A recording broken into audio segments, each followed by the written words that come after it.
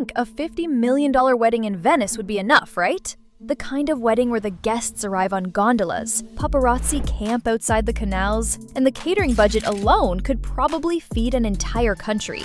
But when you're Jeff Bezos, the man who casually built Amazon from a garage and now commands enough wealth to play Monopoly with real companies, apparently the spending doesn't stop at yachts, fireworks, or a designer dress. According to several industry insiders, the newest item on Jeff's wedding registry isn't a toaster or a honeymoon suite, it's Vogue. Yes, Vogue Magazine. The global fashion Bible might just be Jeff's ultimate gift to his new wife, Lauren Sanchez. And before you roll your eyes at another rich guy throwing money at the media, understand this. We're not talking about just a symbolic gesture, we're talking about ownership. Full control. A billionaire allegedly buying one of the most iconic publications in fashion history and handing it to his wife like it's a Birkin bag. The buzz started the second Lauren Sanchez landed on the cover of Vogue's July issue. Stylized, posed, and lit like an old Hollywood starlet, Lauren's debut cover was already raising eyebrows. But it wasn't just about how she looked, it was about what it meant. She's not a fashion designer, not a model, not even a regular in the high fashion circuit. So why Vogue? And more importantly, why now? The answer may lie behind the scenes. Just days after that issue dropped, longtime editor-in-chief Anna Wintour announced she was stepping down. After nearly 4 decades of power, the timing was uncanny. Some called it poetic, others strategic. Sources inside the company said Anna didn't just step down, she stepped aside to allow the incoming change. Whispers of Bezos circling Condé Nast have been floating around for months. The cover? Just the soft launch of a much bigger shift.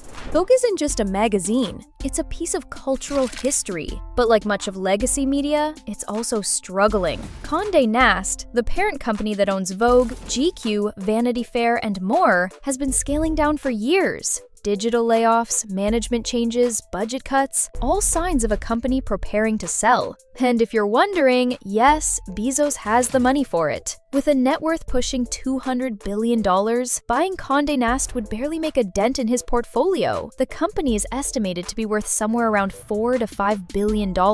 And considering Bezos already owns the Washington Post, this would be his second major media acquisition. Except this time, it's not about journalism. It's about image, influence, and access to culture at its most elite. According to insiders, this isn't a random purchase. It's deeply personal. Sources suggest that Lauren's desire to return to media and control her narrative may be fueling the motivation. And if true, it positions her as not just Bezos' wife, but a key player in the future of fashion publishing. Anna Wintour's departure from American Vogue is the biggest shakeup in fashion media in decades.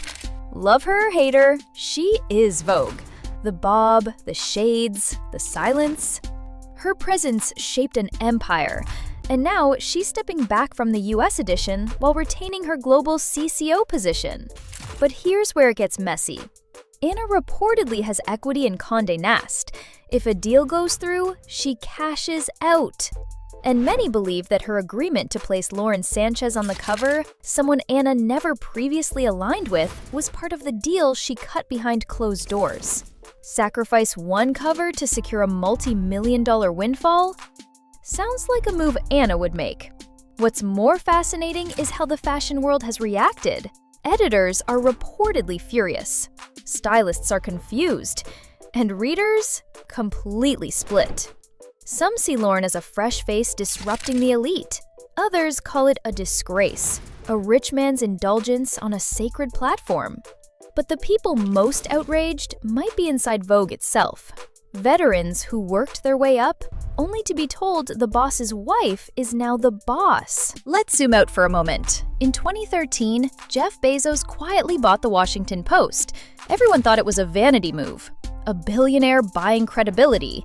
But within a few years, the Post became one of the most digitally advanced, financially stable papers in the US. He didn't just buy it, he rebuilt it. So what does that mean for Vogue? If Bezos applies the same approach, we could see Condé Nast go from struggling publisher to digital powerhouse under his command. With Amazon's infrastructure, ad machine, and data analytics behind it, The possibilities and the concerns are endless. Imagine opening up Vogue and seeing Amazon links on every page. Imagine Lauren hosting the Met Gala or running editorials on power couples of tech. This wouldn't just change Vogue, it would change the way we see luxury media. And once again, it would prove that billionaires don't just buy assets, they buy culture. Online, reactions have been brutal. Bought, not earned, one Twitter user said. The cover looks like a corporate promo. Reddit threads are dissecting every frame of Lauren's photo shoot. TikTok creators are roasting her walk, her poses, her status. This wasn't the celebratory splash the couple might have hoped for. It became a meme. And it wasn't just random users. Rosie O'Donnell publicly criticized the wedding, saying it turned her stomach to watch billionaires flaunt their wealth in such excess. When asked about the Vogue cover, fashion insiders reportedly laughed and said, "That's the price of power." Even Mariah Carey, when questioned about the wedding, gave her classic response, "I wasn't there." The same dismissive tone she once used on Jennifer Lopez, and that's saying everything. Then came the blind item that shook the internet. Allegedly, Lauren Sanchez once proposed a threesome involving Jeff Bezos and actress Eva Longoria. And allegedly, that's why Eva didn't attend the wedding, despite being a close friend and filming nearby in Spain. Whether it's true or not, it lit up gossip forums and TikTok commentary accounts overnight. The real scandal? That so many people found it believable. That's how far Lauren's image has shifted. From mystery woman to tabloid character. And the more this narrative snowballs, the more Vogue becomes the center of the storm. And here's the twist of all twists. The Devil Wears Prada 2 is in development. The beloved fashion satire is returning, just as Vogue undergoes its biggest real-life plotline in years. Coincidence? Maybe. But fans are convinced that screenwriters are taking notes, even using Lauren and Jeff as inspiration. Think about it. Powerful editor ousted. Newcomer wife rises to power. The world watches in horror and fascination. Sound familiar? Lauren Sanchez could be the real-life Emily Blunt sequel, but with helicopters and Amazon drones instead of Hermes scarves.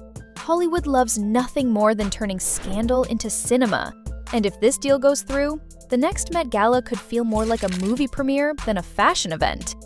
So here we are, a billionaire's wedding, a fashion empire possibly for sale, and a new face at the center of it all. Whether this is a gift, a power play, or just rich people doing rich things, one thing's for sure. The world is watching. Will Jeff Bezos buy Vogue? Will Lauren become the new Anna? Or is this all just a brilliantly executed media stunt? Either way, this isn't just a story about money. It's a story about control, about legacy, and about how sometimes the most expensive gift isn't diamonds, it's influence.